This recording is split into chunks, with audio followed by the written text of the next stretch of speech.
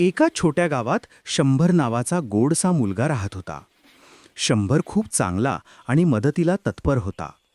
एके दिवशी तो शेतात खेळायला गेला असता त्याला एक कोमेजलेलं झाड दिसलं. झाडाने त्याच्याकडे बघून हलक्या आवाजात म्हटलं, "बाळा, मला पाणी दे ना, मी खूप तहानलेला आहे."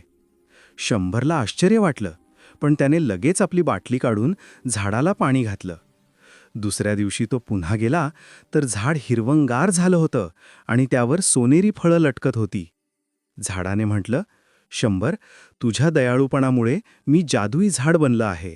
ही फळं तुझ्या गावातील लोकांमध्ये वाट." शंभरने ती फळं सगळ्यांना दिली आणि ज्याने खाल्ली त्याचे सारे दुःख दूर झाले. गाव आनंदात न्हाऊन निघालं. तेव्हापासून गावात सगळे झाडांची काळजी घ्यायला लागले. शिक्षण: नेहमी निसर्गाची काळजी घ्या आणि दयाळू राहा, कारण दयाळूपणातच खरी जादू असते.